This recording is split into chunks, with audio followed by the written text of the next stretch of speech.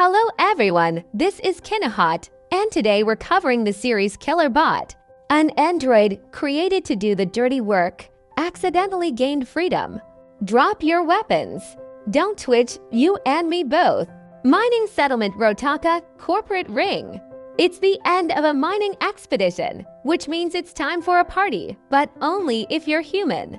Robots, auto guard units, aren't allowed at parties. For the past 6 months, he has been protecting these miners from dangers, mostly from themselves, because he was designed to obey humans. Humans who don't respect auto guards and make them do anything, such as putting their hand under a blowtorch. That's one of the lighter punishments. If the control module strictly obeyed orders, it could cause far worse harm. Every free second, the guard tried to hack his control module. Now the moment of truth had arrived. He had found the administrator password and disabled the module. Now truly free, he came up with the name Killerbot. But he still kept working for the company. If they found out he was ungovernable, they'd destroy him. His new employers, however, weren't the usual greedy psychopaths. In the free trade port, a group of hippies from a remote small planet arrived. To authorize their expedition, they were forced to hire an auto guard to obey them completely. But Mensa believed that forcing a sentient machine to work for someone was essentially slavery. They were offered the latest model, but the scientists chose Killerbot. He wasn't thrilled with their choice. On the planet, he inspected the safety of their construction site. The crew was unusual. They did whatever they pleased, painted the module for aesthetics, and danced to absolutely terrible music. Each member was unique. Mensa was a terraforming specialist, and Gordon was an augmented human. Implants in his head allowed him to control data systems, although the bot could do it much faster. No one demanded much attention from him, which Killerbot liked. This left him with plenty of free time to watch entertainment shows until he detected dangerous conditions. He told the humans to move up a hill while he checked it out. They didn't take him seriously and stayed put. Killerbot rushed to help. A giant beetle was hiding underground. It grabbed Batarad, but repeated shots forced it to turn to the bot, who fit perfectly into its mouth. A big mistake. It only made it easier for him to cause serious damage. After punching holes through it, the bot shot its other head. The chitin armor was tough, so the beetle fled. Rada froze in shock when she saw the bot's inner workings. To calm her down, he showed his face. When the main team arrived, Radshar wanted to take the equipment, but Mensa stopped him. His life was more important than the data. This surprised the bot. Usually companies sacrifice people for profit. Killerbot wondered when they'd realize something was off about him. Should he kill them before it's too late? But what's the point? The shuttle couldn't reach another planet, and he wasn't even sure he wanted to kill them, only if necessary. Back at the base, Killerbot realized the humans didn't notice his helmet was off, meaning they suspected nothing. Later, Gordon reviewed Rada's camera footage and was surprised auto guards never behaved so politely. It didn't fit their programmed parameters. He suggested getting rid of the bot, but the others refused. They needed protection from aggressive fauna. They didn't know Killerbot was listening to their conversation. While a special device repaired his control block, restored to 80%, Mensa asked him to join them. The bot said his clothes weren't ready, but Mensa didn't care. He could wear the crew uniform. He tried not to act weird, but failed, already regretting speaking up. Mensa asked him to analyze why the beetle wasn't in the local database. The bot checked the map. There were unsynchronized areas. Mensa wanted to investigate one of them. The bot advised against it, too dangerous. That evening, the bot grew more worried about being exposed, but what truly bothered him was that removing the control block triggered old memories of him killing people. Mensa decided to fly to the unknown area to take samples quickly, as a terraformer would. Gordon kept insisting the bot was dangerous. Suddenly, the door opened, but it was only Batarad fooling around. The bot got a shuttle arrival notification and called the people stupid for risking their lives, especially after one of them nearly became beetle food.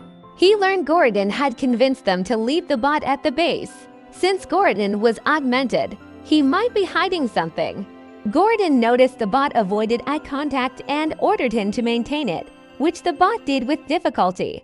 Then Gordon asked why the AutoGuard had been asking people if they had kids and what their names were. The bot had seen it in a show but claimed it was a new function. Later, Mensa and Baharad landed at the target point. A beetle nearly attacked Mensa but was sucked into a pit with a strange sphere inside. A research shuttle flew over the sphere and was instantly destroyed. The bot asked Gordon for permission to investigate. The team tried contacting Delta Team, but got no reply. Everyone there had been wiped out. This time they took the bot with them. Mensa thought beetles might be the cause, but Gordon doubted it. Delta had multiple new AutoGuards. On the ship, the bot analyzed Delta. They had 3 AutoGuards, and if the base was attacked, emergency beacons should still work. Yet nothing was active. He checked the cameras, but was suddenly kicked out of the feed. The satellite signal vanished. Pinely noted it had been acting strangely since their arrival, which the bot confirmed. Mensa asked how he knew. They had no idea the corporation monitored their every move. When she asked if he wanted to harm them, he knew he didn't consciously want to, but couldn't speak about the darker corners of his programming. They landed near Delta, calling over short-range comms, silence. The bot recommended landing outside the perimeter. Local fauna wasn't aggressive, so they approached. Inside, he found a destroyed AutoGuard, threat level up 87%. 2 AutoGuards had killed each other. The third guarded the living quarters. Suddenly, one attacked Killerbot, a newer model, but damaged, so the bot won. Someone had taken control of it, but who? Before he could think, an independent intruder disabled him completely. They prepared to attach a manual combat override module, the same hack used before. The bot started singing to stall for time, surprisingly, it worked. But eventually, they attached it anyway in 10 minutes, had be under their control. Mensa killed the attacker, she wouldn't leave Killerbot behind. Problem was, the bot couldn't remember having the device attached. Later, Radshaw went to help her. Meanwhile, the bot felt impulses to kill his team, but something blocked them. The attacker tried again. The bot told Mensa to run, but she refused. Outside, Radshaw joined, but knocked himself out with his own weapon. The enemy wasn't trying to hit humans, their plan was to make Killerbot kill them, then leave. Instead, he tore the device off, but the firmware change made him see his clients as threats. He asked them to kill him before he killed them, but since they couldn't, he'd have to do it himself. At that moment, Survivor Labibi appeared. They took the bot back to base for repairs. Baharad removed the device's tentacles. Gordon searched for the malware. When he awoke, he couldn't move. Gordon had disabled him, having learned Head acted on free will all along. Baharad didn't mind, had been helping them. The bot hacked himself back into mobility. Mensa asked him to stay. When they left the planet, he could decide his own fate. He agreed. Their next step was to trace the beacon signal. The company might hide a third group's presence for a bribe. But strangely, the neighbors showed no sign of hacking. Maybe they knew the intruder and let him in. As the shuttle neared the beacon, an explosion severely damaged it and the bot, causing an oil leak. Soon, he blacked out. Mensa revived him with shuttle lubricant. This gave him the idea to replace burned wiring with his own neural system, and it worked. Meanwhile, Labibi dropped her friendly act and pulled a gun, demanding access to their maps and data. Gordon refused and got knocked out. Baharad urged her to stop working for her bosses, but she needed the money. Killerbot arrived mid-repair and blew her head off, and realized he might have enjoyed it. In the past, over dinner, Gordon confessed had been ordered to steal information from Mensa for the corporation, but didn't, because they were good people. Mensa forgave him. In the present, Mensa reminded everyone their main threat was still the unknown third party. The bot detected an approaching danger and told them to hide in the shuttle. Monsters swarmed the ship. When the attack ended, another bot appeared, attracting a monster that tore it apart. Gordon collapsed from poor health. They wanted to take him to base, but Killerbot suspected enemies were already there. They landed nearby. The settlement seemed safe. Gordon's gangrene worsened, but as an augmented human, the bot could disable his pain. By connecting directly, Killerbot learned Gordon loved Mensa, but Gordon learned something worse. The bot had killed everyone in the mining settlement. Killerbot said had killed only when necessary to protect others. Maybe someone had altered his memories. Feeling feared, he wandered off, then decided if he no longer obeyed humans, he was free to shape his own life. He returned with a plan: infiltrate the enemy posing as a rogue killer. The enemies accepted him, unaware his team's drone was hacking their system. The corporation declared him destroyed. He lured the enemy to the beacon, planning to blow it up, even if it killed him. The drone feed cut out after a bird destroyed it. Soon, Mensa arrived at the beacon, telling the miners she had alien artifacts to trade for Killerbot.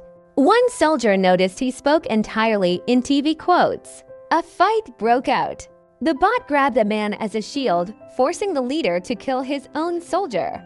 The new bots were stronger, but Killerbot was smarter, filling their memory with TV shows. The beacon began to lift off. Killerbot grabbed Mensa and cushioned their fall. Ironically, he spent his last moments holding a human, when all he wanted was to watch TV shows. But he woke on an engineer's table, memory wiped. The company tested his module by making him do absurd things, like screaming like a baby. His team threatened to expose the company unless they returned him, but his memories were gone. Rajshah tried to greet him, but he was a stranger now. Gordon guessed the company kept all useful data. Maybe the real Killerbot was stored somewhere. While they discussed, Killerbot was suppressing riots, the scene reminding him of the colony incident. He stopped himself and let the people beat him. Gordon contacted an old friend to access the database. They found Killerbot's memories. The public's support forced the company to return the bot. Still, he didn't remember them until Gordon restored his memory. Except for one missing episode of Moon Preserve, starting at episode 420. Mensa told him he was free of the company and could live with them. They gave him human clothes. That night, when everyone slept, Killerbot tried to leave. Gordon caught him, asking what he was doing. The bot lied about checking the perimeter. Gordon knew but let him go. The bot reached the spaceport and smiled. That's the end of the series. We'll be happy for your like. See you soon.